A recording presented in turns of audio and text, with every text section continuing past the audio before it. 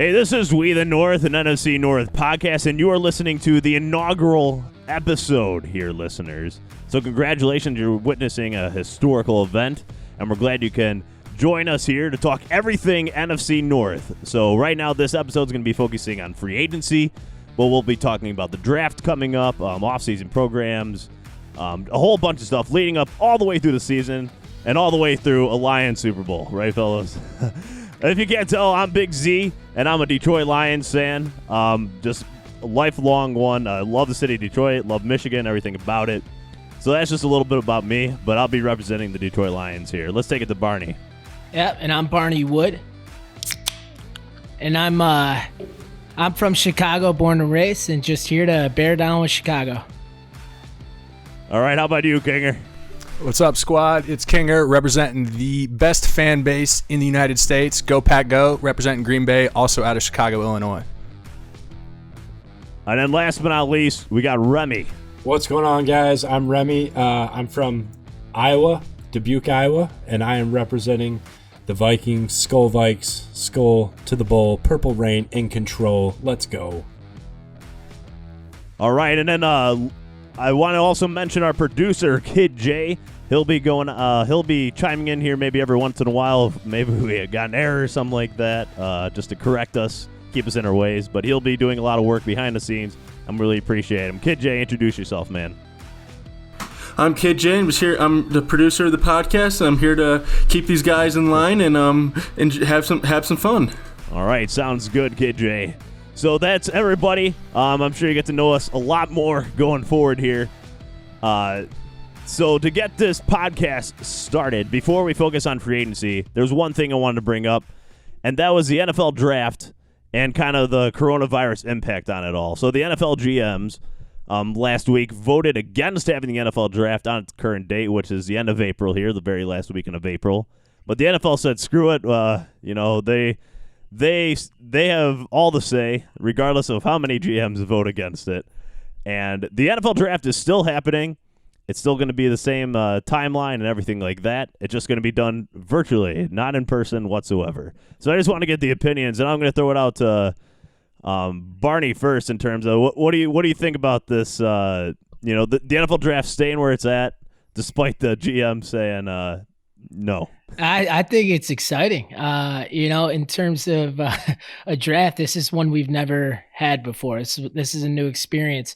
They couldn't have meetings. Everything's done through Zoom and Skype and all that stuff. So, you don't have that body language feel for the process of all the prospects. And, and talking about the war zone, everyone, from what I read, it has to be in their own home, in their own setup. So there's not going to be like a central location where everyone from the same team has their own Zoom meeting going. So in terms of calls for trades and stuff like that, I don't know if they're going to add a little bit of time to what I already think is an egregious amount of time to select a person. But, regardless, it's going to be a lot of fun. We'll see what happens. Awesome. How about you, Remy? Yeah, I definitely think it's something we've never seen before. It definitely kind of takes away of the player's spotlight to not be able to walk across the stage and receive their jersey. But, I mean, hey, we're still having the draft, and if you're like me and happy we have some draft picks, we got to get this going. All right, yeah. Yeah, I just want to say, I think that this is just really a win for America, right? Day 20-something of quarantine. Everybody's cooped up. Everybody's looking for some sort of sports or excitement. The draft really gives us that right now. I think we have that in a UFC fight. That's about it in regards to our hopes for seeing any sort of sports-related activity outside of reruns here in the foreseeable future. So obviously, health and safety for players and everybody involved is the most important thing, and the fact that the NFL was able to work around this and figure out a way to still get this produced and still make this a thing, I think it's a win for everybody involved and something we can all be excited about. USA, let's go, baby. No, there's one more thing I want to bring up about this. It's Adam Schefter brought up the idea of having one round each day of the week because there's 7 rounds. So that would be 7 days where we'd have one round each day of the NFL draft. Do you guys like getting it done quicker or do you like? Would you want to see a 7-day expansion, basically, of the draft, just to fill up our need for some sort of sports? Yeah, I mean, I personally think the 3 days is a little bit. 3 days to me seems like an appropriate amount, right? 7 days to me seems like it would be a little bit excessive, right? Because really you get to a point where, like Barney already mentioned earlier in the podcast, we already have an egregious amount of time that it takes to make some of these picks, right? And really to make these drawn out, long-standing events for these people when a lot of these players in the later rounds, most the casual fan isn't really going to be able to recognize, I feel like it would become excessive at that point and maybe be a little over the top for what they're looking for. But hey, at this point, I'll watch 7 days of NFL draft coverage, and I'm not going to complain. I just think maybe to the average fan, it might be a little overdoing it. What was that, Barney? Yeah, I know you want to chime in there. Yeah, I just honestly, I think they nailed it. A couple of years ago, you were made fun of if you're watching the draft. I mean, now it's getting a little bit more popular. I think 3 days is fine. All right, fair enough. So I mean, I just wanted to touch on the draft and kind of how it's going to be going forward there, just to get your opinions on it, high level. But what we're really going to do on this podcast here is talk about the craziness of NFL free agency, maybe the impact the new CBA had and on all of it, and I mean, just a lot of good stuff. So off the top here, I want to go to each of us and get our top 3 additions that each of our teams made this offseason. And we're going to lead this off with Remy and your Vikings, man. They had an interesting offseason so far. So I just want to get your opinion on what their top 3 additions, but if you want to throw in a couple extra, gentlemen, it doesn't hurt the cause. Sure thing. The number one priority here was re-signing Anthony Harris. Led the league in interceptions last year. Whether we have him next year or not after this next season is completely up to him, but he's going to be playing for a very big contract. And I think having him back there with Harrison Smith really solidifies our safeties. Another addition I liked, with the departure of Linval Joseph, we got younger and we replaced him with Michael Pierce. He's had 90 tackles and 3.5 sacks over, I think, 3 seasons he's had, formerly with the Baltimore Ravens. Just a big, aggressive, strong dude. He's really going to fill that need at D-tackle. Our D-line's looking good now. And I think the last addition I like are the draft picks we got from Stephon Diggs, because if we hit big in this draft with these picks, Minnesota's going to be back on track. So what was the total haul for that Stephon Diggs trade? For Diggs, we got a first round, so we got the 22 pick. We got a 5th round, a 6th round, and next year's 4th round. Damn, that's pretty good. We have 13 total picks this this draft. Speaking from, I think I can speak for the rest of the members of the podcast here, where Anthony Harris re-signing for Minnesota was huge. Obviously, he's somebody who I think we all would have benefited or liked to see go out of the division. Obviously, really came on strong last year. That's a big pickup. You're right, because that secondary really is solidified. You guys just need to see what you can do about that cornerback position. We're not looking too good at corner right now. Yeah, God damn it. I was really looking forward to Anthony Harris being out. He was the 10th overall ranked player on defense and number 2 safety overall per PFF. That guy is he balls. Extremely legit. Yeah, it's unbelievable what that guy does. Didn't the Vikings sign someone as a replacement for Stephon Diggs? We signed Tajay Sharp from Tennessee. Yeah. I mean, I think he had maybe 500 yards last year. Could even be 300 yards. He wasn't much of a factor. We'll talk about this later going into the draft, but I look at it as a replacement for Laquan Treadwell. And if you know anything about Laquan Treadwell, every Viking fan is not big on him. So potentially a 4th option. We have Olabisi Johnson, who played extremely well as our slot receiver at times when Thielen or Diggs wasn't in the slot, but he's a good number 3. But yeah, we're really looking to fill that number 2 receiver spot. Yeah, that'll be really interesting to see what happens there for the Vikings. Gotta hit the picks. The next team I want to move on to here is you, Barney, and your Bears. So let's hear what those top 3 additions for you are. Yeah. So I'm gonna put in a quick honorable mention. We got 2 first round busts that joined our team. One coming from the Steelers secondary named Artie Burns. He's a DB from Miami University. I think he's a very good player, but he hasn't really panned out for the Steelers in his first 4 years. And then next we have Jermaine Ifedi, a tackle out of Seattle. And that guy kind of caught the brunt of he was like the big scapegoat. He was basically a turnstile. He couldn't block anybody out there. That was sort of the national report on him. But I think we're trying to do what the Giants and the Redskins did with Eric Flowers and move him inside to guard and see if he can, rejuvenate his career.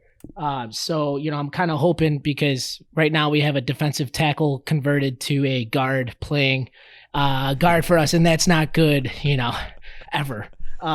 Turnstile's a great selling point. I'm a big fan of that. Yeah, That sounds good. yeah. But I would say my top 3, I'm going to lead it off with the third best. It's not a real exciting addition, but all Bears fans know we have problems at tight end, and that's Jimmy Graham coming in. We're not expecting him to be a 1,000-yard receiver or anything like that, but somebody that gets maybe hopefully 600, 700 yards, a handful of touchdowns, just somebody that helps out. I mean, he's not going to be a run blocker or anything, but hopefully he's a target that helps Mitch Trubisky or Nick Foles, which also brings me into my second favorite addition, and that's Big Dick Nick here, man. Can't not be excited about this guy. He doesn't have Excited about that contract too, Barney? Honestly, I don't know if you've seen the numbers come out, but it's really an easily affordable contract. Brad Biggs brought it out. It's $4 million each year with like $6 million put in for incentives, and that's like, if he's like a Super Bowl MVP, that kind of high of an incentive rate to get those $6 million. So, he's not a massive cap hit at all, which is kind of nice, as most of his money was paid for by Jacksonville. But he's a guy that's played at the highest stage.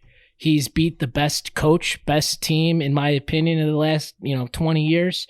Again, he hasn't had a strong track record as a starter, but I'm looking towards the future, and we don't even know if he's going to start yet. So I'm just happy there's a battle here, a legitimate battle.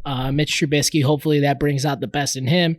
I don't really care who plays. I just want to see some wins here. But last, my favorite addition is Robert Quinn coming in from Dallas. I think people don't really realize how good he was. Absolute beast. Last year, he had 11.5 sacks. He was rated, of all qualifying edge rushers, the number 1 percentage of beating their tackle to the court. Beating their tackle. I kind of forget what the actual metric's called, but his rate at him beating the offensive line was the highest in the whole NFL last year. So pair that with, on the other side, having Akeem Hicks and Khalil Mack.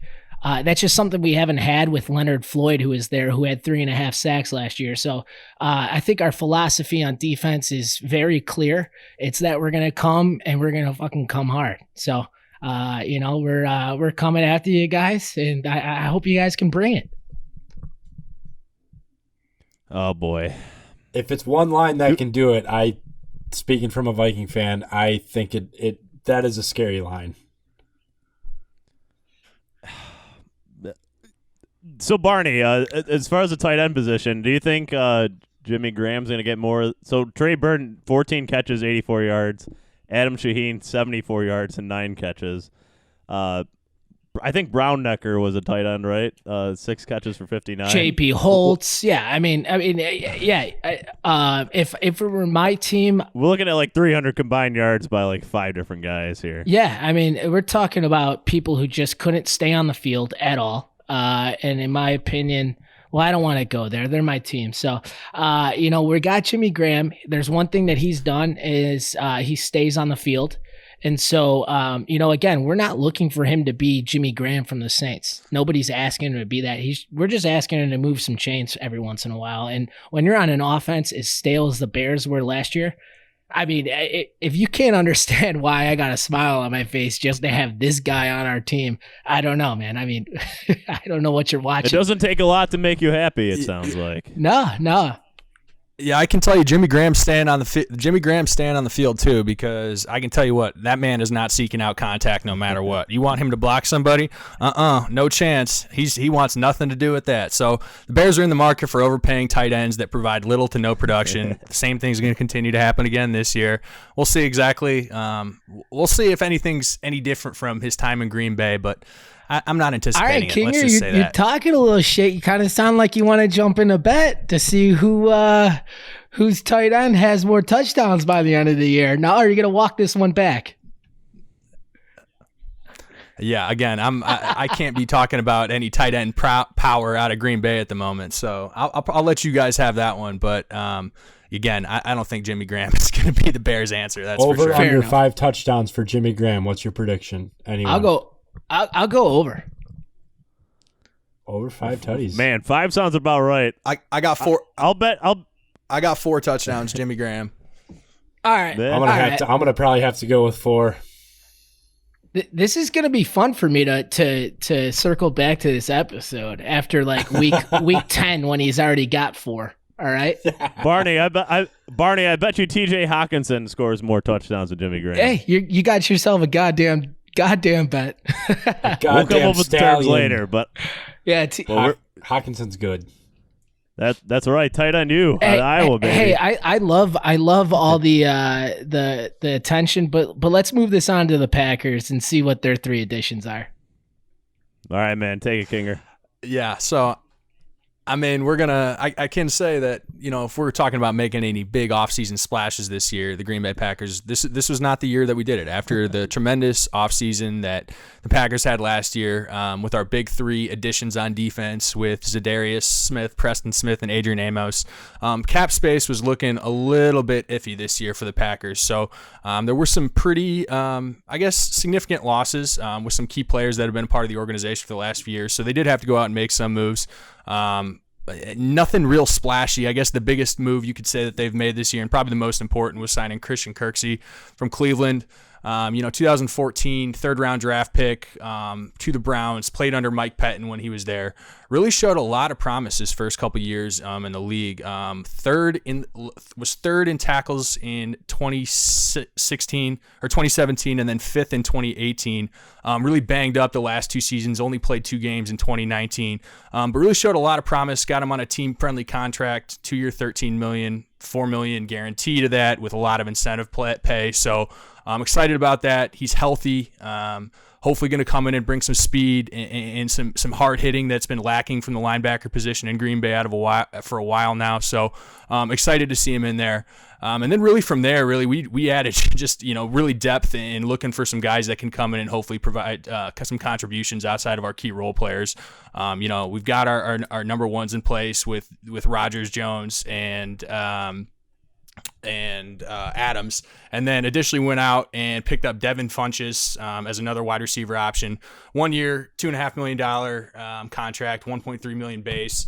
Basically just bringing him to compete, right? Hasn't really had a strong quarterback over the years. He had, I think, 1 healthy season to Cam Newton. Bringing a guy in, obviously we're looking for wide receiver depth and people who can come in and catch passes from Rodgers. So he's a guy that I look to see and hopefully come in and contribute. And then really, Big Z, I'm looking to hear your opinion on this as well, but signing Rick Wagner with Brian Bulaga departing, Right side of that line opens up. Really had right tackle's been a position of ours that's been steady for years now with Bulaga. Bringing in Wagner is a little questionable. Obviously, he was probably a little bit overpaid in Detroit, so we bring him in for 2 years, $11 million. Hopefully, he can come in and at least be a solid replacement for Bulaga, but some big shoes to fill. Hoping these guys can come in at least be a solid part of the addition for the next season, but no real big flashy names thus far. Yeah, talk about a bargain shopping at right tackle. 2 years, $11 million in the NFL. That's bargain shopping right there. Especially after you see Jack Conklin just get a big contract with the Cleveland Browns. Rick Wagner's dead money hit on the Detroit Lions is actually more than his average annual salary with the Packers at $5.5 million. Man, what you're getting with Rick Wagner is just like you said, he was the fourth highest paid right tackle. If he was to play out his contract this year, he'd be the fourth highest paid right tackle, and he would have been way overpaid. He's mediocre at best. You're not going to get a Brian Bulaga type pass protector. You're definitely going to miss that. Rick Wagner's going to whiff mightily, on some blocks right off the bat. The thing with Aaron Rodgers, he holds on the ball longer than anybody in NFL, and I think you got to worry about that type of protection from Rick Wagner if he can hold on to a block that long, like Bulaga could. I think you're going to miss that. I don't know about the run blocking. I think that's you're probably going to get the same amount.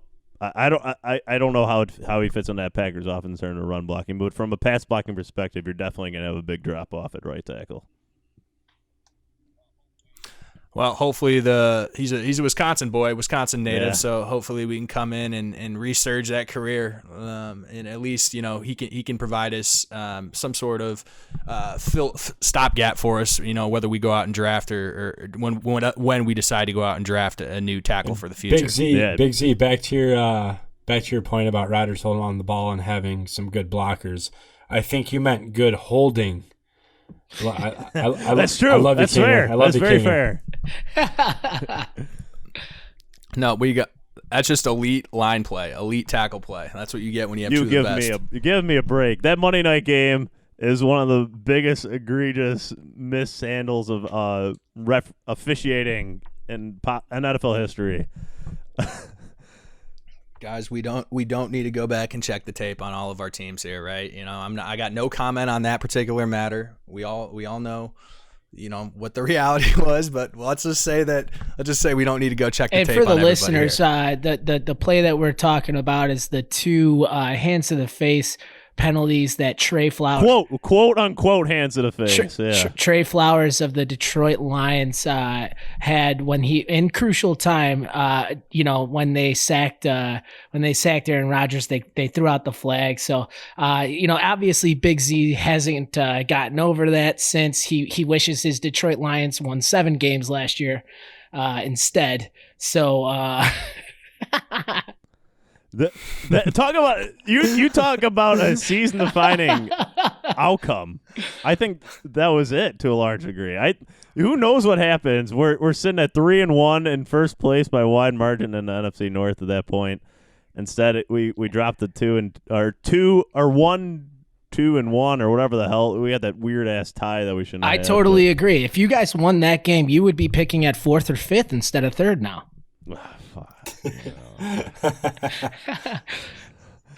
Oh boy! All right, man. So I don't know if anybody else have any other things to add about the Packers or Kinger's top 3 additions there. No, I think it's all right. All right, then I'm going to move on to my Detroit Lions. So my top 3 additions. My number 1 is easy. This is easy for me. So we got rid of Devin Kennard. We released him. He was an edge rusher / linebacker for us for the last couple of years. He would only get a sack if the quarterback held on the ball for more than 5 seconds. Not super effective, but he was a captain on the team. But we have a new captain. His name's Jamie Collins, baby. The Lions signed him for 3 years, $30 million. This guy was playing at a all-pro level for 75% of the season last year. Had a little drop-off towards the end, but he's still 30. Total cultural Matt Patricia guy. I'm all on it, baby. I'm all for it. Jamie Collins, great signing.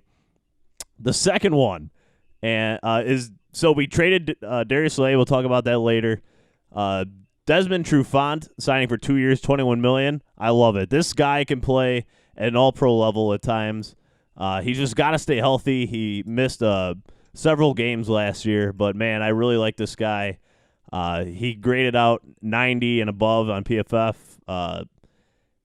Sometimes it's hit or miss, I must admit, but his ceiling is really high, and I look for him to covering Allen Robinson, Adams, and wide receiver on the Vikings. Why am I dropping? Thielen. Yeah, Adam Thielen. Yeah, You can't forget AT, baby. So Trufant takes over that Darius Slay. We'll see if he can live up to Darius Slay's ability to cover those guys on a regular basis. And then the third one, his name is Halapua Vatai, also known as Big V. The Lions signed for 5 years, $45 million. A little controversial. I'm sure some of you are gonna rag on that one because he was a third-string tackle for the Eagles, but he played a significant amount of snaps for them. I really like the signing. It's an upgrade over Rick Wagner. I'll tell you why. If Barney, you're throwing your hands in the air, just say something, man. What are your feelings on it? Just give me. Hey, I'll tackle this later. Don't you worry. No, just do it now. We're on the topic. Just tackle it now. Well, you guys paid, I think a lot of money for a guy who is a backup. He was alongside the line of Jason Peters, Kelsey, and Lane Johnson. I mean, anybody that comes in for somebody that's bruised up and he's playing along those guys is going to at least look pretty good. There's no way you just, I just think you guys overpaid for somebody, and there's a reason why the Eagles just let him go out the door. So I'm not going to lie that my first opinion on that signing was, wow, we gave $50 million or $45 million to a third-string offensive tackle. I see it, but time has given me more perspective on it, and the Lions can get out of it in 2 years. There's $20 million guaranteed. They can get out of it in 2 years if they want. This guy was the 11th overall rated run blocker. The Lions offense and Darren Bevel want to pride themselves on being a run-first offense to set up that play action, where Matt Stafford, over the past few years, has been a top 5 passer in play action. But they have to set it up, and that's what they're doing, and that's what their goal is here.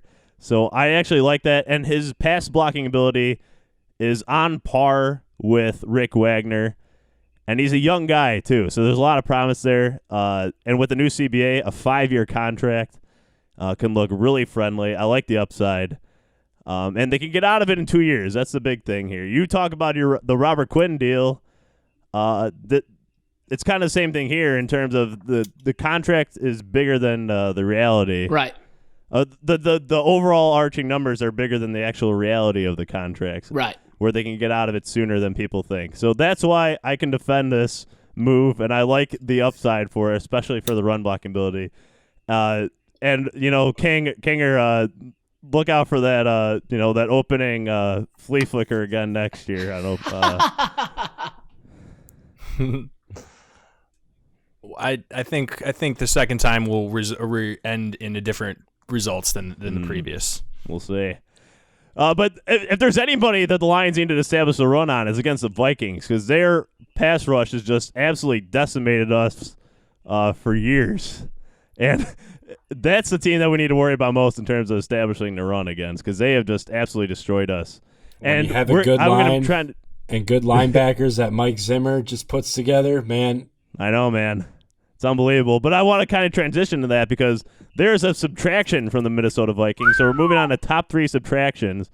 There's one guy, Everson Griffin, that I'm glad to see in the Vikings. But moving on to top 3 subtractions, Remy, I want to kind of get your opinion on who the Vikings are going to be missing now. Obviously, it was a shock come trade day because, well, when they say anybody's tradable, they mean anybody's tradable. Stephon Diggs, one of the best route runners in the league.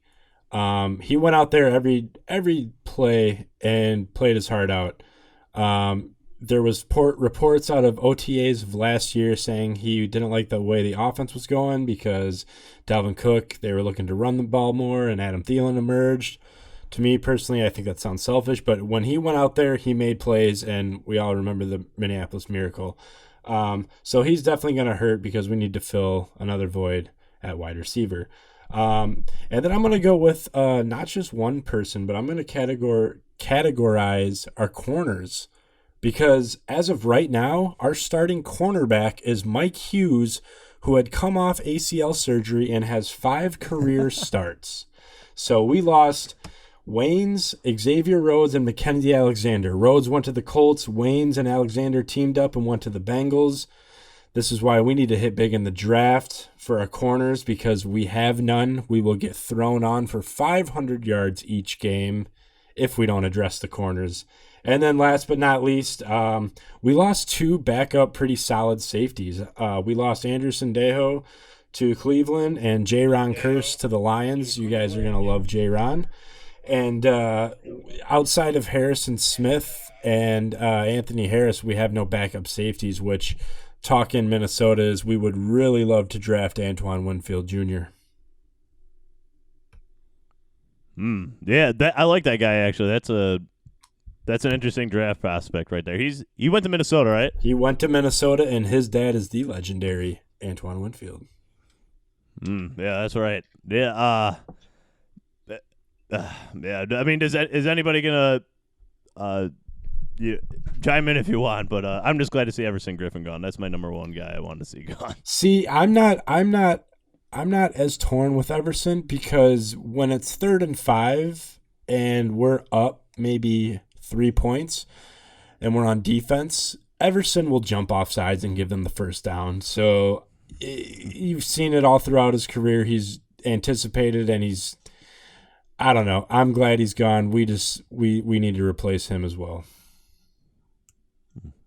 Yeah, I'm coming from the Bears. I know he gave us a lot of trouble. The guy's a freak. I'm so happy he's gone. I'm sure I never really got upset when he jumped offside, so I don't feel the pain that you do, Remy. But I'm sure as hell happy he's not on the line facing us. So we're gonna miss him. All right, let's move on to you, Barney. Biggest subtractions from the Bears here.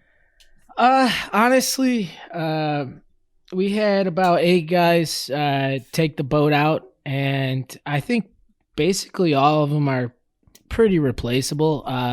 The hardest one for us to replace is HaHa Clinton Dix. Right now we have Deion Bush, a draft prospect that was selected 2 or 3 years ago. But we knew that kind of fate when we took him on the 1-year deal. We paid Eddie Jackson handsomely. We paid Kyle Fuller handsomely, and you just can't pay 3 guys. Not that HaHa was asking for a lot of money, but we just needed to reallocate the money somewhere else. So we all kind of knew that he was going, but he's definitely the biggest skill set that we'll have to replace. Next, I'd say Nick Kwiatkowski. He's a longtime backup, a solid backup. He came in last year and really changed the tune on quite a few games. I think he had two or three games where a couple of his, whether it was a sack or a strip sack, absolutely changed the complete the outcome. And he really balled out when he had to, when Trevathan went down and when Roquan went down. So, I'm really happy for him. Glad he can get all the money that he was able to get from the Raiders. But I'm happy. I'm happy that we didn't pay him that money, just because, I don't know if he just kind of said, "Hey, I'm on the last year of my deal. I gotta, I really haven't had a lot of tape on me because I've been a backup." So, he went out there, balled out, and earned himself a nice, handsome paycheck. Hopefully he can live up to it. He had a really good game against the Vikings, I know, in Chicago. Yeah, he had a lot of really good games. He really came in the he really came in the clutch. But last, I'm gonna say a big name, just because he was a first round pick for us a couple of years back. But Leonard Floyd, he didn't translate out to what we thought we could get. I think we were kind of going for like an Alden Smith kind of guy, really long, rangy at 6'7", really athletic. He can do some things in coverage that a lot of edge rushers can't. But I'm happy he's landed with the Rams and he's out there. But I honestly think all these guys are replaceable at some point, so I'm all right with it.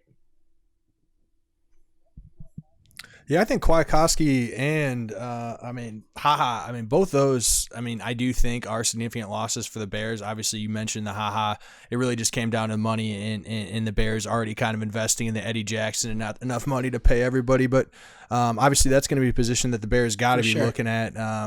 They still, in my opinion, don't have the full secondary in place, and Kwiatkowski straight up. Obviously he was probably just one of your best overall just effort, just getting the mix guys last year, right? He would get in there and mess up some plays and really was active on that defense. So luckily the Bears are loaded on defense. Obviously retooling in some of the investments you've made, it'll be interesting. I think the biggest question you got to hope is you got to hope Leonard Floyd doesn't turn out and Robert Quinn just can continue to play at the level that he's played at the last couple of years. Absolutely. And that's the gamble we're playing. So I'm all right with it. All right, let's move on to you, Kinger, with the Pack. Who you sad to see go, man?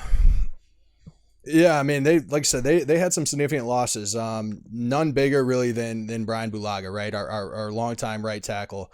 He was one of three members. Him, Rodgers, and Mason Crosby were the only three members from our 2010 Super Bowl team still on the active roster. So it was really a tough pill to swallow seeing him go.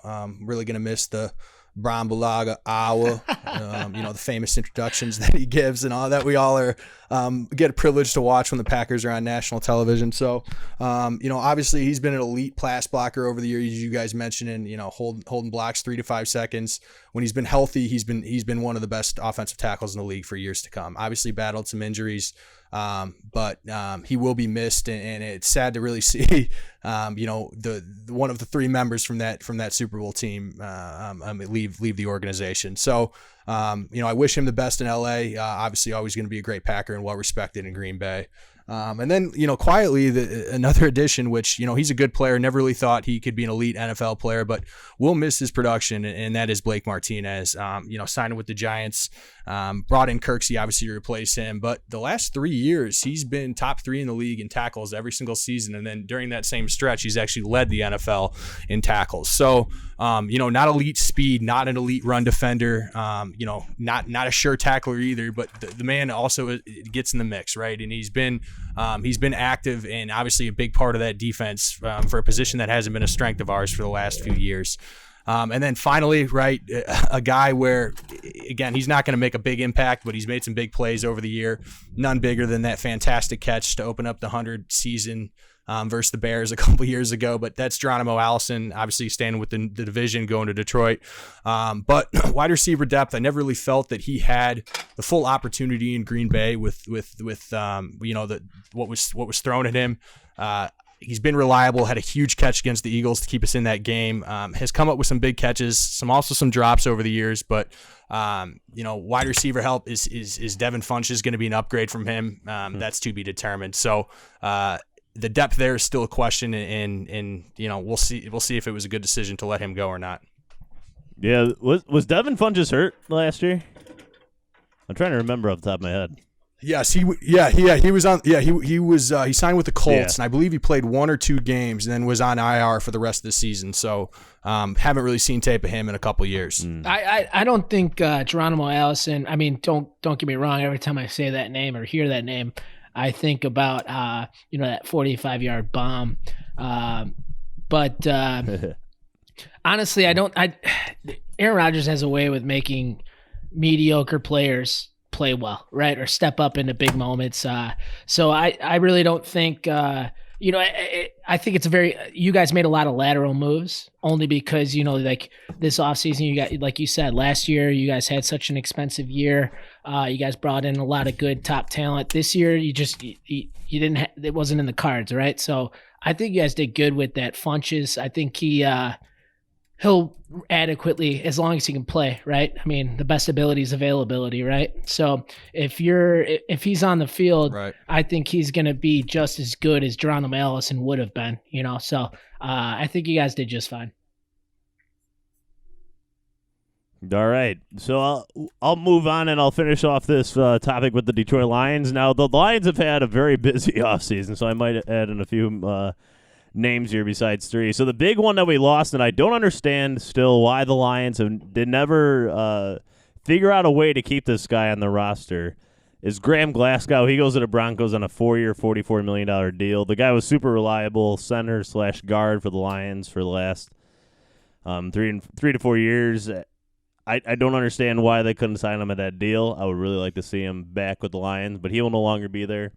The Lions lose a couple interior guys as well. A'Shawn Robinson goes to the Rams, and Snacks is still a free agent. So we lose those two guys. We did sign Danny Shelton for 2 years, $8 million, an ex-Patriot guy as well. I really like that, and much cheaper than either of those guys were. We also lost Mike Daniels. The Lions' defensive tackles were awful last year. The run defense was terrible. So seeing those guys go, not the worst thing in the world. Another guy that we saw leave was Darius Slay in a trade. That's probably the biggest one, the most notable one. The Lions, I think, wanted to re-sign him, but Darius Slay had zero intention. I'm sure you guys saw the reports of the Matt Patricia, Darius Slay kind of butting heads type things the last 2 years. Now, to defend Matt Patricia really quick, 2 years ago, there's a lot of reports he did not have control of that locker room. Last year, it was a complete 180. Totally different coach. But at that point, it was too late for Darius Slay and Patricia to get things together and back on the right track, unfortunately. But Matt Patricia and Bob Quinn have moved all those Jim Caldwell-era guys out. All the Patriots guys and Matt Patricia, Bob Quinn types are in. So I'm looking forward to that at least. And then we lost our punter, Sam Martin, to the Broncos. The Broncos are taking a bunch of Lions players this offseason for a weird reason. And then last but not least, J.D. McKissick, kind of a dual threat running back out of the backfield, could play in the slot sometimes. He went to the Washington Redskins, so we lose him. I will miss him as well. And then tight end Logan Thomas, a clutch third-string tight end for us, will also no longer be back. So the Lions have a lot going on. They also signed a couple safeties I forgot to mention before. Deron Harmon from New England. Jerrion Kearse, I think, is a good backup safety. Can you tell me about him really quick, Remy? I know I'm kind of going back to additions, but yeah, I wanted to get your opinion on Jerrion Kearse. I know he's a backup safety, but he's graded out really high when he's been playing. Oh, he's before. great. He's actually a 6'4" safety out of Clemson, and Viking fans were ecstatic. We were back in the Anderson Dejo days, and we're like, man, maybe J-Ron can play up and be a 6'4" safety next to the hitman Harrison Smith. But we started using him in our sub-nickel packages, so he started coming up and playing linebacker with Anthony Barr. So he's all-around athletic. He's 6'4". He is all muscle, and he plays every time he steps out on that field, every down. This past year when we played the Broncos, we were down 20-0 at half. We came back, and on the last play of the game, he deflected the pass to Noah Fant that could have potentially had the Broncos walk off, win it in mini, but he deflected the pass. He's long, he's fast, he's quick, and he's strong. Great addition for you guys. That's what I like to hear. And did he have some off-field problems? Is that why he might be available? He was caught. Allegedly. He was caught drunk driving with a gun going down a closed part of the interstate. Zimmer wasn't too happy because Zimmer came in and has cleaned up, quote unquote. He says he's done a great job to clean up the culture in Minnesota. So for something like that, it's completely out of character for our team. You never see players getting in trouble. And he was very disappointed. And J-Ron went on a Twitter rant the offseason right before he signed. Oh, yeah, you gotta love and that. He said he did not want to come back, and which confuses me. He seemed to love Minnesota, but there was definitely some off-the-field issues with coaching and his character. But I think a new scheme and a new team will definitely fit for him well. Oh, yeah. Well, the Lions have a kicker named Matt Prater. They took him from the Broncos after he got suspended for a DUI. So we have a history of maybe turning around guys with drunk driving. Did you guys ever sign that Gordon Bombay? Not yet. We're still looking into it. All right. Wait, Barney. There was one guy I forgot to mention too. Man, I apologize for going back again, but there's one more guy the Lions signed I want to mention to you. That's Chase Daniel, baby. 3 years, $13 million. The guy's only started 4 games in his career, but he's earned over $40 million now worth of contracts. Hey, he beat the Vikings. And he beat the Lions too on Thanksgiving. Let me just tell you, Chase Daniel should not wear a helmet. He should wear a ski mask because he just straight up has robbed the NFL blind. He makes like $600,000 per pass attempt on all of his stats. I mean, the guy has made $40 million. He's got the best job in the world. He's a backup quarterback. Whenever you have your backup quarterback come in, you just think, if we lose, it's because we had our backup, so the guy's coming in and he's just being a locker room guy for the Lions and good for him. I hope he never retires. The Lions eat it too. They've had like 13 different backup quarterbacks the last 2 years. So, they desperately needed some stability. They still got Blau on the roster, though, don't they? I think so. We'll see what happens with that because they also have a couple other. Kyle Slaughter, I think, is another guy. Slaughter, the closer, Slaughter. Yeah. He should have been Minnesota's backup. As a Purdue guy, that Thanksgiving game was tearing me up last year because I wanted to root for Blau and for him to be successful, but I bet on Chase Daniel and the Bears. So it was a real tough spot for me, rooting against my Boilermaker. But I was hoping the Lions would keep him around because he showed to be at least suitable. I agree. I guess suitable is the word as a backup in the NFL. I definitely think he's earned at least an opportunity, especially as an undrafted free agent. He looked better than that. He definitely looked like he belongs somewhere as a backup or a possible third string on an NFL roster somewhere. People forget that he was Elite 11 coming out of high school. People forget that. I did not know that, but good to know. There's the Purdue trivia for you. Put in your pocket, folks. Absolutely. Absolutely. All right, let's move on to the last segment of the free agency discussion here, and that is I just want to go around really quick and get your opinions on remaining free agents in the market and how they can fit to your team. So we'll stick with the order here and go back to you, Remy. Is there anybody in free agency that you would still like the Vikings to possibly look at here? Absolutely, and I don't know why it hasn't been done yet since the first hour he's been cut. It's obviously Drake Kirkpatrick. Ties with Mike Zimmer. We all know Zimmer loves his Bengals, and we need a corner. Sign Drake Kirkpatrick yesterday. Second on the list, I would love another corner because then it would limit. We could do more in the draft, but depends on if we have the cap. Would be Prince Amukamara, man. Say what you want about him. I always thought he was decent in Chicago, but anything is an upgrade from Mike Hughes in his 5 career starts. And then third, just because it's rumored talk in Minnesota, is would be the left tackle Trent Williams from the Redskins. There's trade talk involving him. They might trade him on draft day. Who knows? But when it all comes down to it, we need to sign Drake Kirkpatrick yesterday. Trent Williams, can we trust him to play up to speed? The guy has had like medical issues and he hasn't even touched a practice field in like a year and a half, I think. At this point, I think anything is better than what we have at left tackle right now. We just let our right guard go. We're having O-line issues again. It's deja vu every year for Minnesota. So at this point, you got to take the gamble. The dude's a freak. And then he's always, you go back to when Kirk was in Washington, he protected his blind side there. So maybe it's just yeah, that's true. New face, new place. Yeah, I'd say let's take the chance. Why not? It's just what do they want to give up for him? Yeah. All right. How about you, Barney? How about your Chicago Bears? What can they do to?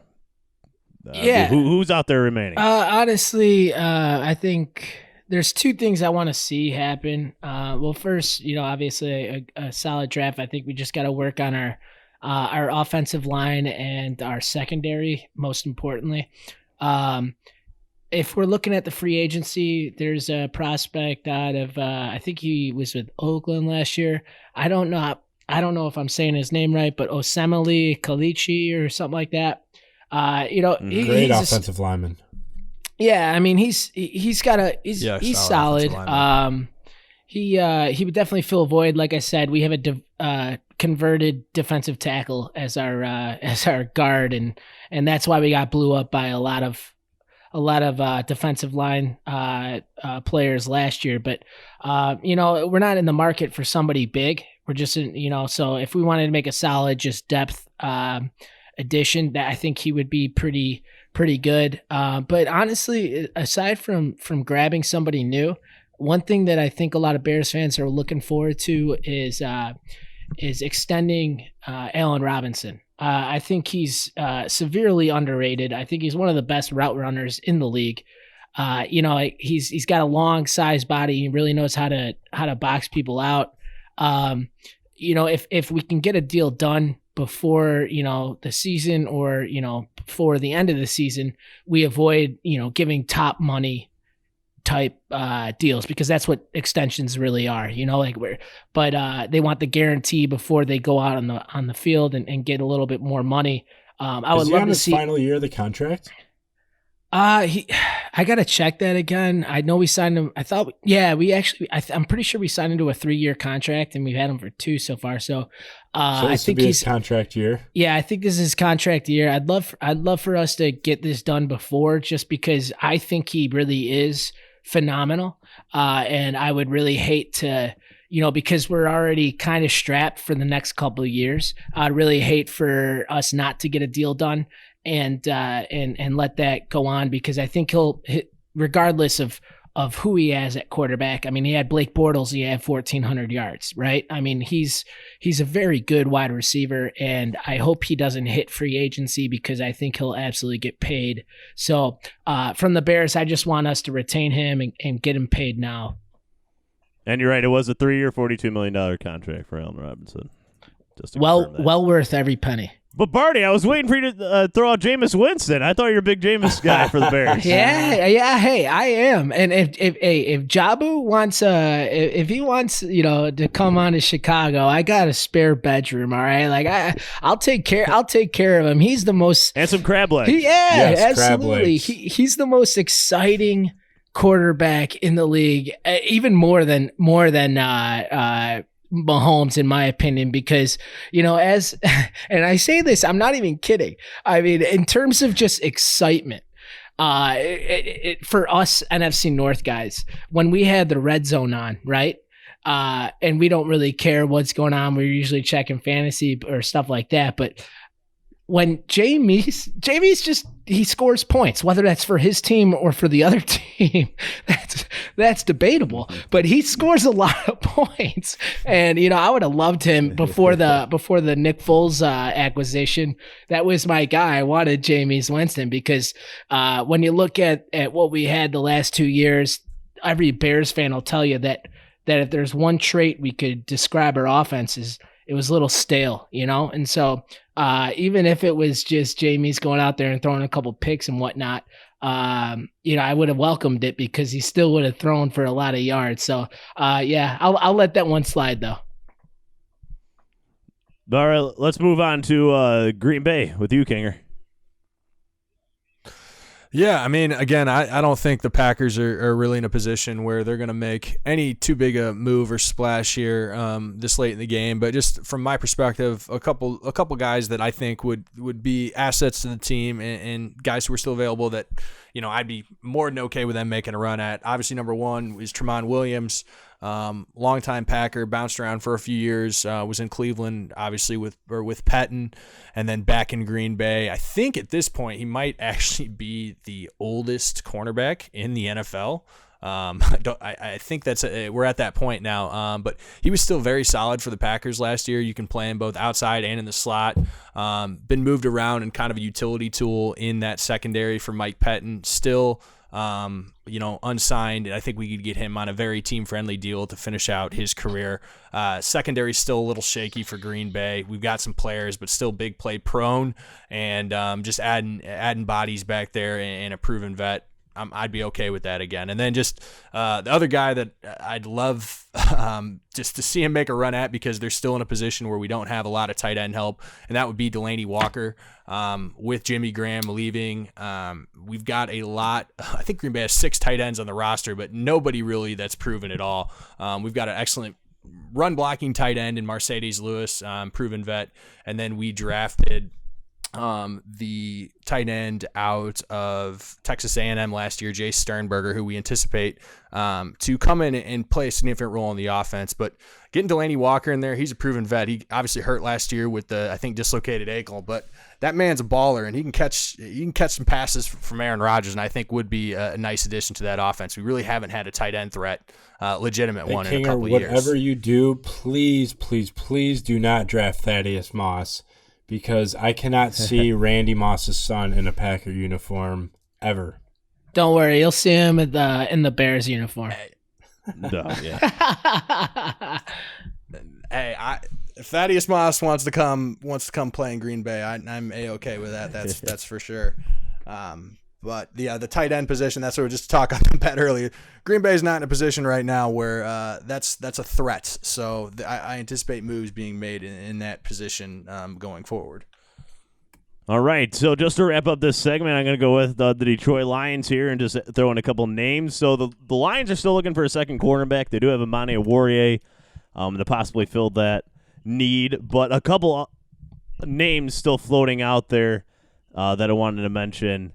Jonathan Joseph and Eli Apple. Eli Apple, I think, would actually be really intriguing. He's a press corner, and he's been pretty successful there the past few years. Nothing like superior by any means, but he will get the coverage. I don't like Prince Amukamara. I think he was a product of a really good defensive line in Chicago.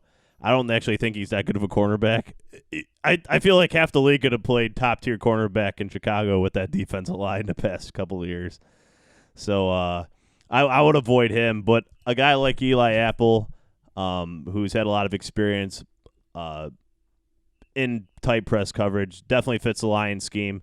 That is somebody I could look at. And then just interior defensive line. I mean, a pipe dream would be Jadeveon Clowney, but I don't think the Lions are going to pay up for him.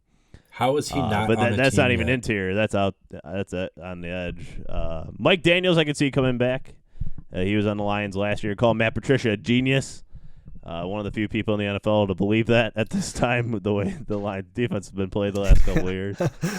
So we want a guy that believes. I wouldn't mind seeing Mike Daniels back as long as he's healthy. Maybe just get him on a super cheap contract. Last year was $8 million, or possibly more, 9 or 10. Either way, $4 million would be fine, just like the Danny Shelton contract. We already did sign Reggie Ragland, linebacker from Kansas City Chiefs, a Super Bowl winner. So the Lions brought him in as well. Sorry. What's that? Sorry. What's that? No. You should. Are you in sales? You should be in sales, man. The way you know how to just bring out the best of some people. I mean, Reggie Ragland, somebody who the Buffalo Bills traded up to get and had just been severely disappointed by, and shipped him to Kansas City for that Sammy Watkins deal, and then and then he was, I'm happy if you're happy. That's all. Hey, all right. I mean, hey, Super Bowl winner automatically bumps your stock. That's just the truth, is, right? Reggie Ragland, Super Bowl winner. I won a Super Bowl, man. He's a Super Bowl winner. I love it. Yeah. Oh boy. So that bumps. He was the top-rated linebacker on the Chiefs last year, at least. I mean, he was in the mid-60s his rating. So, and when I say mid-60s, I always go off PFF. That's my favorite rating system. But I think if put in the right situation, he can be successful. And he's definitely an upgrade in run stuffing compared to Gerard Davis, our current linebacker. What was that, Remy? I know you wanted to chime in there before we. I was just going to add in, if being a Super Bowl winner is a bump up in your stock, Barney's going to love this, because Super Bowl MVP, Big Dick Nick, Ooh. It's got to be clear cut. It's got to be clear cut. He has to come in and win the job. I would hope so. I mean, you just made it move. I'm not gonna lie. You made it move right there, calling him BDN right there. But and in my opinion, I don't like. He's got to win the job. Otherwise, it's the whole trade. Just yuck. All right, fellas. The last topic I want to touch on really quick. The NFL recently approved a playoff extension. So a 7th team now gets into the playoffs. So last year there have been the Steelers, and I can't remember on the NFC side who the 7th team would have been the Rams. That's right. That's right. Kid J, Rams fan. Sorry, buddy. 1 year too late. But are we in favor of this? A couple extra playoff games opening weekend of the NFL? Why not? I get a 7th team in there, a little bracket buster. I love it. The Lions might actually make it this time. Who knows? Yeah, I knew you were going to have some shit to say. I agree. I say even take away that final preseason game. It's meaningless, in my opinion. Yes. You add another playoff team, and it shakes things up. It makes things more interesting, and then you only have the top 2 teams with the bye, and let's get the more teams, the better. Yeah, I'm going to take the opposite stance on this from you boys, actually. I'm kind of against this, to be honest. Obviously, all for more football, but realistically, I mean, if you look at these opening playoff games, most of the time we've gotten some pretty shitty matchups, to be honest, in some of these wild card weekend games. And quite honestly, I mean, last year the NFC might be a little bit of an exception because the NFC was loaded, looking to be that way again here in 2020. But I mean, realistically, look at some of these teams year in and year out. I mean, everybody thinks of the famous game a few years ago. I think it was Raiders-Texans, that divisional wild card game where we had Connor Cook. The Michigan State quarterback, Connor Cook, and who was starting for was it Brock Osweiler? Houston, Brock Osweiler, yeah. So everybody remembers that game. I mean, that's just an example. Year in and year out, we always seem to have a shitty game. So I liked it how it was in place. I think it's more so just giving participation trophies to some shittier teams. So I'm against you on that. I liked how it was. I knew this would come from the Packers fan that he would complain about this because you're just taking Aaron Rodgers talking points here in terms of like complaining about that 2 seed that the Packers always seem to get. They get that bye. Now they're going to have to play on that first weekend. They never get that 1. They always get 2. It seems. Exactly. I mean, that's what top 2 teams, right? Now, I mean, I guess you go into the top 1, but I mean, yeah, that's the Packers. We'll take it, right? That would have put us in a whole different ball game last year. So going forward, it'll be different. All right. So I think that's going to wrap up this episode. Talking free agency here, but going forward, what we're going to have a lot of talk in the next few weeks about the upcoming NFL draft that happens at the end of April here. Then we'll have reactions to that draft and then a lot of stuff over the summer leading up to the NFL season that, all things seem to be that the NFL season will not be affected by the current coronavirus stuff going on. I can't speak for the other 3 major sports out there, but the NFL, they played this perfectly in terms of the coronavirus. They finished their season, it happened, then they're going to start their season. It's like it never affected anything besides maybe some practicing, but we don't see that stuff. But I just want to thank you all for listening to this inaugural episode of We the North, an NFC North podcast. Remy, Kinger, Barney, I'm Big Z, and then producer Kid J. Please subscribe to this podcast and please share it. The bigger the audience gets, the more fun it's going to be for everybody involved. So I want to thank everybody for listening, and we will see you soon.